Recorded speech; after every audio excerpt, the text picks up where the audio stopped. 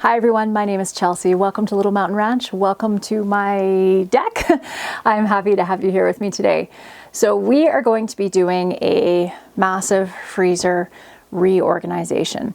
Most of my food storage areas are pretty well organized at this point, but my freezers are kind of the last frontier of organization.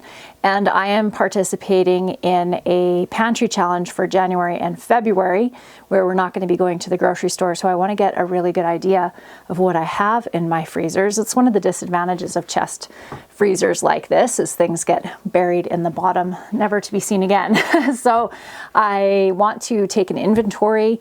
I want to organize them all so that I have a really good idea of what I need to use up first in the next couple of months. So what I'm going to be using for organization today is I have a couple of small Rubbermaid bins. This is flexible plastic, so it doesn't tend to break when it's frozen. And then I also have these Banker boxes, which are really sturdy cardboard boxes, and they were sort of the least expensive of all of the storage options for my freezer that I could find. I do find that cardboard boxes in the freezer work really well because they don't break. So I have not done any preparation, kind of organization or anything like that of these freezers before showing them to you. So you are seeing them in their honest state. You ready? Okay, so this freezer is the freezer that we tend to put most of the things that we buy from the store in, although I think there's a bunch of meat in the bottom of it. And then we have this freezer over here that the top of it has some store-bought food in it and the bottom is all meat. We have a large upright freezer downstairs and another chest freezer this size that we're going to have to get through too. I don't know if I'm going to get to all of the freezers today, but I definitely want to get through these two freezers. So we're going to start with emptying this freezer right out. I'm going to keep that one closed so that I can put stuff up on top of that, and then we're going to organize it. Once I have it organized, I am going to create a little map of the freezer that has everything listed that is in the freezer, and I'm going to put that on my fridge in the house so that I can keep track of everything that's in here and what I need to use up. This pantry challenge is put on by my friend Jessica from Three Rivers Homestead. And one of the things that she talks about in her video where she introduces the concept of this challenge for 2024 is that the pantry challenge doesn't have any hard and fast rules, and you can really, what's the word I'm looking for? You can adjust it to your own circumstances. So the way that we're doing this challenge is we are not going to the grocery store for the next 2 months. We're not going to be getting any fast food, ordering in any pizza or anything like that for the next 2 months. And the reason that we feel comfortable doing that is because we have milk cows. So all of our dairy we can get fresh every day. And we also have our laying hens, which are starting to lay again. So we'll have eggs. And we grow microgreens throughout the winter. So we're going to have all of our greens. In preparation for this challenge, we did do a Costco shop, excuse me, which I can link up here if you want to go and check that out and see what we bought in preparation for this challenge. The only thing that we bought that was over and above what we would normally buy when we would do a Costco shop this time of year are extra frozen berries and frozen vegetables, because while I do have lots of both of those in my canning, like that I canned over the summer and that I freeze dried and that we also froze in the depths of this freezer somewhere, I didn't want to risk running out of fruits and vegetables. So those were the things that we bought extra that were over and above what we would normally buy at Costco. So let's get into getting all of this emptied out. I think I'm going to start with pulling out a couple of boxes here. These are such nice sturdy boxes, and I love that they have handles so they'll be easy to move. So I'm going to start by organizing the freezer fruit, putting those in one box, the veggies in another. This freezer looks like it could use a defrost. This is a frost-free freezer, but a couple of times I've noticed over the last couple of months, the lid has been left just a crack open. so enough to cause frost to develop inside of this freezer. So I might, because it's cold enough outside to leave the food outside for a little bit, I might defrost this as well. I usually don't like doing that until the spring when it's warm enough to defrost it out quickly, but so we do raise all of our own meat here on our property as well. So we have beef in the freezer, we have turkey, chicken, and pork. And we have 2 more pigs that we have to butcher that are actually ready to go right now. But I think I might just end up leaving them and letting them grow out and try to consume a lot of the pork that I have in the freezers over the next couple of months, and then butcher them in the early spring to restock my freezer. I also have a couple of steers that I need to do as well. So I'm going to try to get through as much of the beef as I can. This is the ice that I made with the ice maker that we got at Costco when we did our Costco shop. But several of you mentioned just to keep them in really good quality Ziploc bags so that you can smash them, because of course plastic when it's frozen is a bit brittle, which is a really good idea. So I'm going to do that. We have a couple of convenience type foods in here, like pierogies, that I will put in a separate bin. And coffee, which is getting kind of mushed. So we're not big coffee drinkers here, but we do keep coffee for company. Some pumpkin butter. See, these are the kinds of things that get lost in here that I forget I have. So actually I think I'm going to take that out and go put it on the counter and make some muffins later. We did get our Christmas tree taken down today, so that feels good to get that all dealt with. See, it's like things like this. Like, what is even is in this? I have no idea. It's a bit of ground beef that I don't know why it's in that bag, but it's in that bag. These are some elderberries that I did last year. Also need to get used up, so those are going to go in the house, and I'll make some elderberry syrup. We actually have a cold in the house right now, so I also have some cranberries that I'm going to turn into some cranberry sauce. They were on sale, so I bought a couple of extras. Have you guys ever made homemade pierogies before? They are absolutely delicious, but a bit time consuming. I was asked what I do with all those blocks of cheese that we buy from Costco. So we do try to grate it up before we put in the freezer. But occasionally we do just throw the whole block in the freezer. The one thing to keep in mind when it comes to freezing cheese is it will get really crumbly. So it works best as a topping for a casserole or something like that, rather than sliced. Oh man, this feels so good getting this all done. So I have my lard frozen in jars. What is this? Oh, you know what this is? I'm terrible at labeling things in my freezer. This is actually pizza dough. Both of these are. So we'll bring that inside as well. Actually, we have a cold in the house. I don't like feeding my kids a lot of dairy when there's a cold, just because it causes more mucus. So maybe I'll put that that's fine. Maybe I'll throw that pizza dough back in the freezer here, and we will have it for dinner once the kids are feeling a little bit better.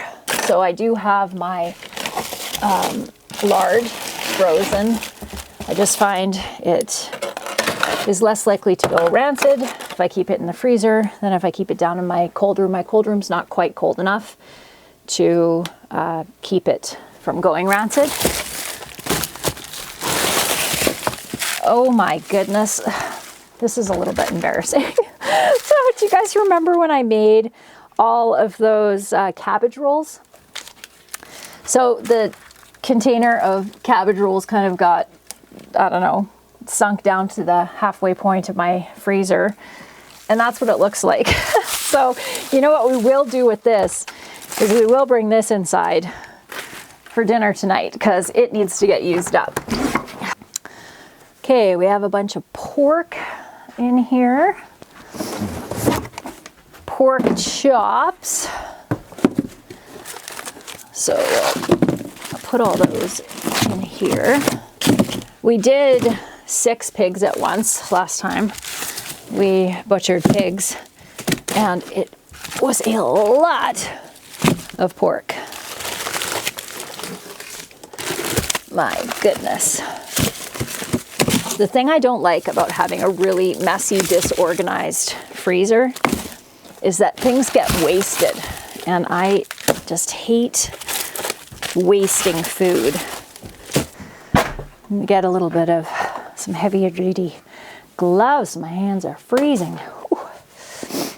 Ah, that's better. Some Brussels sprouts from the summer. Some frozen juice. I have this habit of grossly underestimating the amount of time something's going to take. So I definitely think thinking I'm going to get through all 4 of these freezers was a massive estimation. That's the word I'm looking for. Some more elderberry. Hello. How's the wood chopping going? Good? Hun, there's so much food in here. So much food? There's so much food. Pantry thing's gonna be good. It is gonna be good, yeah. Okay, anything that is kind of like this, that's just freezer burnt, I'm gonna throw in a box and that's gonna go down to the pigs or the chickens. There's some frozen kale. That's actually good. So many pork chops. So we're going to be eating a lot of pork chops in the next couple of months. Good grief. But to be fair, these only have 2 chops per pack.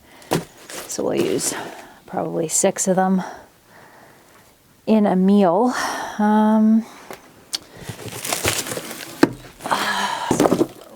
Little roaster chickens.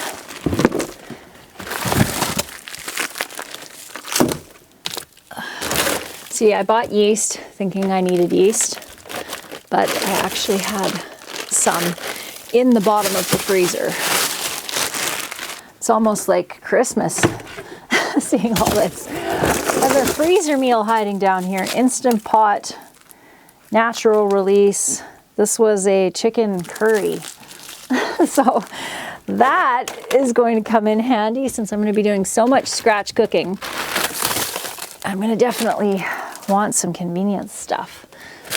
Good grief. What a mess. Prime rib steak, stew beef, blade steaks, short ribs, prime rib steak. Ooh, this is sunjam. I decided to freeze it rather than can it. So much work goes into making sunjam that I didn't want to get rid of all that gorgeous, amazing flavor that comes with making a jam with the sun instead of heating it up. So I froze it instead.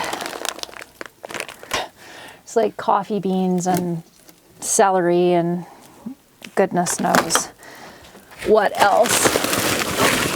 Fortunately though, most of it's inside of the boxes that are on the bottom of here. Oh, can't believe I'm showing you guys this. Okay, some more stew beef. So happy with all this beef I'm finding down here because I have a ton of ground beef, but not, or I thought, not a lot of steak. Lots of bacon. I have a ton ton of pork belly to turn into bacon. So I had all my pork belly cut into 1 pound packages. I don't know why. I think it was a typo on my part when I was filling out the form for the butcher. But needless to say, I probably have 60 packages or so that I need to cure. So we'll be doing that together too in the next month probably. Bags of onion peels for making stock. I'm trying to think about the best way to organize it. I think I'm going to take everything store-bought out of that freezer that you guys are sitting on right now and put that in this freezer. And then this box of beef steaks, which Dan's so excited about, I'll stick at the top of this to make it easy to access. And use the big boxes on the bottom and the smaller boxes on the top because they're easy to move. So I'll go grab a couple more of these bigger ones. I think I can fit 3 in there perfectly. Just gonna throw, actually, you know what? I'll just make broth too at the same time. So we're gonna have tons of preserving in the next video of all the stuff I'm taking out of this freezer. Put that one down there. But we used some of the stir fry that I got at Costco the other day to make stir fry, and it was half a bag that we used, and it was really good actually. This is broken, so let's stick that right there. Chicken here that's pre-cooked, so I'm going to put that in with all of these little packages of zucchini and kale, peppers, because this is all stuff I stick in stir fries and soups and stews. This will be my soup and stew bin here. So I want to put the fruit on top of the veg right there. Oh, more veggies in there too. Well, this is helping me to feel more confident about our ability to be able to do this because we have lots and lots of food put up here. Hey, I can bring these in. So these are beef bones. So to go with those onion skins and the other odds and ends I have to make stock, we'll can up some beef stock with those. This freezer is all pork that was kind of below the store-bought stuff that was sitting on the top. So I think that I'm not going to have to pull everything out of here because I know pretty much what's in here. This is an example of that pork belly. Look at that tiny little package. So we're going to be making a lot of bacon. All done, and I did make it through all 4 freezers. So the downstairs upright freezer and the other chest freezer both have, one just has ground beef in it entirely, so I won't bother showing you that because it's pretty boring, even though I love ground beef. The second is all pork, so it's all of the pork belly I was talking about and a whole bunch of pork roasts. So I also won't bother showing you that, but they're nice and organized now, and I know exactly what's in there. I'm going to have to spend a good chunk of time getting all of that pork belly processed, but I'll take you along with me for that when we get to that point. But right now, I just wanted to show you how the freezers ended up. I did end up making a map of them, just a really simple map that I'll show you when we go inside, that I put on the fridge that's going to make knowing where everything is in here really easy, because even between yesterday when I did this and today, I forgot where everything was when I went to make the map and I had to actually look. Look at how nice and tidy it looks. It is actually New Year's Eve today, and we are going to have a weenie roast. So Dan went and bought some hot dogs and some buns for the kids and some smokies yesterday. So that'll be for tonight. And then we have, I put most of the butter over in this freezer, but I did put a couple of butters here just because this freezer is right by the front door, so it makes it easy just to come out and grab it. I have all of the veggies down there, the fruit down there, meat on the top. So these boxes are a little bit heavy. So to get down into the boxes that are down below is a little bit of a pain, but I suspect we're going to chew through a lot of the stuff at the top quite rapidly. So we have all the berries in here, lard over here, sunjam, and a little bit of lard over here, but sure looks nice and tidy. And then in this freezer, I have all the butter. These are some sprouting seeds, alfalfa sprouting seeds. And I put the pierogies over here, and then all the rest of this underneath these bins is all pork and a few chickens. It's so nice to have this all done because it was just kind of that last frontier of organization that I needed to get through. So excited about that.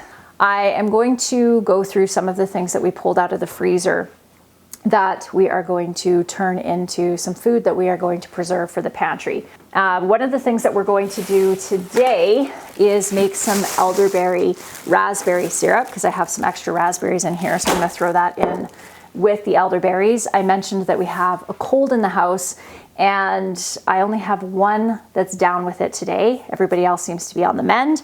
We have been eating our fermented garlics. This is honey fermented garlic. I swear by this stuff for fighting colds. But I'm going to make some elderberry syrup as well since we have that. So I think we'll do that today. So I think what we'll do today is we'll make some elderberry syrup. And then in the next video, I'll share with you the preserving of all of the other food that we took out. Yesterday, I did take out some bones, some beef bones from the freezer, and I roasted those up last night. So they are ready to go into a beef stock, but I'll share that with you next time. I also have all of those onion skins that we'll throw in with that as well. And then all the cranberries, and we're gonna make some cranberry sauce together. But that will be next time. Today, we're going to make the elderberry syrup. So if you have never cooked elderberries before, I have to warn you, they smell terrible. Some people like the smell of them, none of us do. They do not smell very good at all. So I'm just gonna take our thawed elderberries here and pour them into this pot. So there are still a little bit of the stems left in here, but I am going to be straining these elderberries out. And all I'm gonna do, I have about a cup or so of elderberries. I'm gonna add 4 cups or so, give or take, of water to these. Just gonna give them a bit of a rinse first. We're going to boil these for around 45 minutes or so, and that does neutralize the toxin in there that can cause tummy issues. So I have heard of people being able to eat elderberries and not have an issue with them. And usually what I hear from people that live in other countries, Germany is one of the places where else, I can't remember, and so I'm not sure if they maybe have a different variety, but I do know the elderberries that we grow here, which is the one that I have is Bob Gordon elderberry, can upset your stomach. So cooking them for 45 minutes is what I recommend. And the other thing that we're going to add is some raw honey. And this is some raw honey that was sent to me by my friends Tim and Carol. And I love these little containers. I'm going to be reusing these. They're so cute. But this is really good quality raw honey. And their honey this year, because they had such a serious drought, there wasn't a ton of nectar in the flowers, but for some reason that seemed to create a stronger flavored honey. And I find this is very, very floral, which I think is interesting. So I'm going to be adding this in once my elderberry syrup has cooled down, because I don't want to kill any of that good stuff that's in this honey. And then I am going to add raspberry juice, and these were fresh raw raspberries when they went into the freezer. So that juice is going to be nice and good and packed full of good stuff as well. This, because we're going to be using raw ingredients in this and I'm not heating this all up, this is probably going to only last for about a week in my fridge, but hopefully we'll be through our cold by then. I do have some milk sitting on the stove over there that I just pasteurized, so I brought it up to 165 degrees Fahrenheit, held it there for about 15 seconds, and then let it cool down to around 110 degrees Fahrenheit. And then I'm going to add my yogurt starter to that, get that into my dehydrator, And I have a huge batch of yogurt in my dehydrator right now and another batch in the fridge that needs to get eaten up today. I'm trying to make yogurt every day because we have a lot of milk coming in from our milk cow right now. We have a cow that just freshened. That means she just had a calf about 3 weeks ago. So she's in full out production right now, which is fantastic. So I'm making a ton of yogurt. Okay, I will be back with you here shortly when that has come up to a boil for 45 minutes and then cooled down, and then we'll add the rest of our stuff to it. I have been so lucky this winter. We've had 3 really bad colds come through our house since September, and I have only had kind of a little bit of a tickle in my throat, but I can feel a little bit more than that coming on. So I am going to take some garlic right now, and then we are going to get those elderberries strained and make our elderberry syrup. So I just grab a piece of garlic with some honey and pop it in my mouth. Ooh, it is so strong. Oh my goodness. If you like garlic though, you won't hate it. Some of my kids think it's absolutely gross, but some of them don't mind it that much. Okay, so what we have here is a little bit of raspberry juice. I used the rest of the raspberries over here to make a raspberry sauce that we had on some yogurt a little bit earlier. So now our elderberries have cooled down and we are going to strain them out. Just gonna squeeze this out a little bit, get all that good juice out of there. And into this, we are going to add some of this delicious honey, not too much because we don't want it to be too overpoweringly sweet, but maybe 2 tablespoons worth. And we'll whisk this in. And it's still slightly warm, so that honey is dissolving into there. So I'm just going to pour this into a clean mason jar here.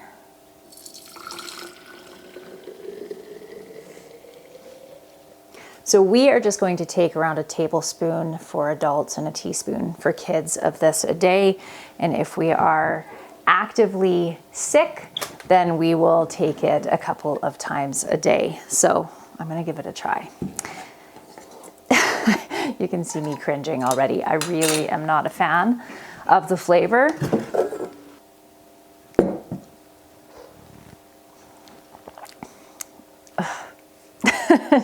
No, not a fan.